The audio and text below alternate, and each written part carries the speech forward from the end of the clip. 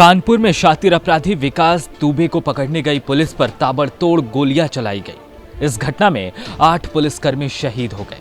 इस घटना ने पूरे देश को हिलाकर रख दिया है।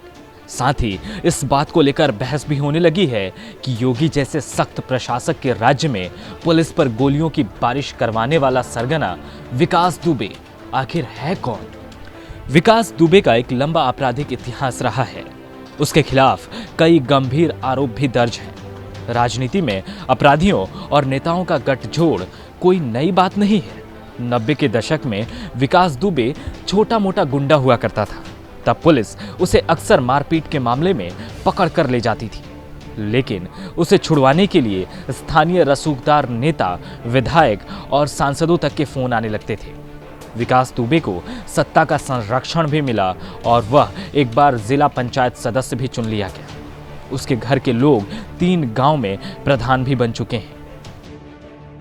कानपुर के जिस इलाकों से विकास दुबे का रिश्ता था, दरअसल वह ब्राह्मण बहुल इलाका है, लेकिन यहाँ की राजनीति में पिछड़ी जातियों के नेता भी अक्सर हावी रहते थे। यहीं से विकास दुबे प्रदेश की तमाम राजनीतिक पार्टियों के लिए काम करने लगा। कहा जाता है कि माया और मुलायम दोनों की सरकारों में इसका दबदबा था। विकास दुबे की पैठ हर राजनीतिक दल पर होती थी। इसी वजह से आज तक उसे कोई पकड़ नहीं पाया। बिकरू गांव का रहने वाला विकास दुबे का घर किसी किले सरीखा लगता है, जिसमें उसकी मर्जी के बिना कोई भी अंदर नहीं आ सकता है। 2001 में विकास ने थाने के अंदर घुसकर बीजेपी के दर्जा प्राप्त राज्य मंत्री संतोष शुक्ला की हत्या कर दी थी। संतोष शुक्ला हत्याकांड ने पूरे प्रदेश में हड़कंप मचा दिया था, लेकिन पुलिस तब भी उसका कुछ नहीं कर पाई।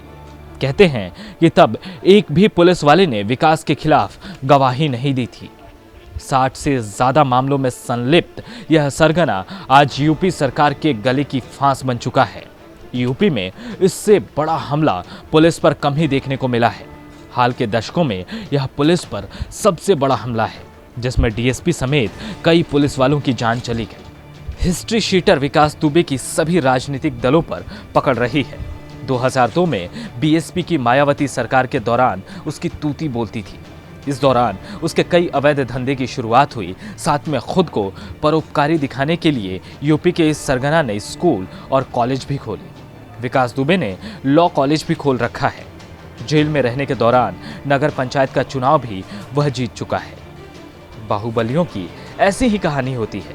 वो जेल जाते हैं, जेल से चुनाव लड़ते हैं, फिर किसी की हत्या कर जेल के अंदर चले जाते हैं। इस दौरान पॉलिटिकल सपोर्ट सबसे ज्यादा जरूरी होता है और विकास दुबे को यह हमेशा मिलता रहा है। 8 पुलिस वाले के शहीद होने के बाद विकास दुबे का अब बचना शायद मुश्किल लग रहा है।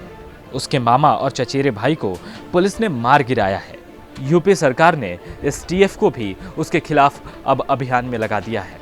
लेकिन अब देखना यह होगा कि इस बार विकास दुबे पुलिस के शिकंजे में आता है या नहीं।